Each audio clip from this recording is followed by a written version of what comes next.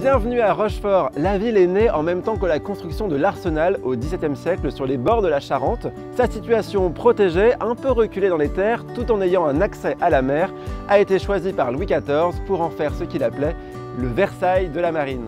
Charlotte, à Rochefort, le musée national de la marine occupe deux sites, l'ancienne école de médecine navale où on ira tout à l'heure, et puis cette belle bâtisse, l'hôtel de Chausse. C'était quoi son rôle au XVIIe siècle? Alors l'hôtel de Chausse, c'était vraiment le lieu de pouvoir de l'Arsenal, le lieu aussi de résidence et le lieu de prestige des commandants de marine et aussi des commissaires de la marine qui, depuis ses fenêtres, pouvaient comme ça regarder l'Arsenal. Aujourd'hui, il y a l'Hermione qui flotte, on y construisait des bateaux, on y réparait des bateaux et on armait aussi les navires qui pouvaient ainsi partir aussi en campagne militaire ou en voyage d'exploration.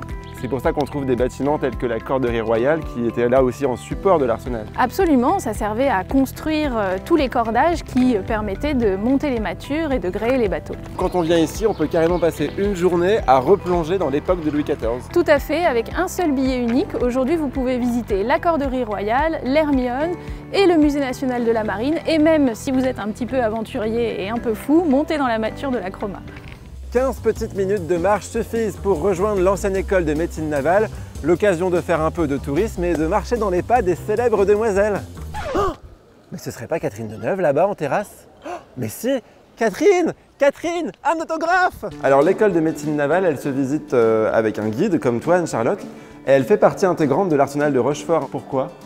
Parce qu'un arsenal, c'est des marins c'est des hommes qu'il va falloir soigner à bord.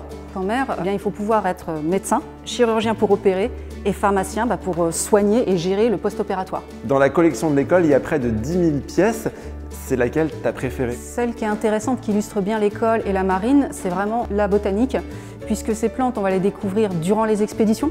C'est l'ailleurs qu'on ramène ici, qu'on acclimate, et qui va permettre de soigner les marins à terre, mais également en mer, puisqu'on va mettre au point des médicaments qu'on va utiliser à bord. Moi, le musée, je le vis à fond. Allez-y, ouvrez grand la bouche, on va faire une petite anesthésie. Et ah, j'ai raté.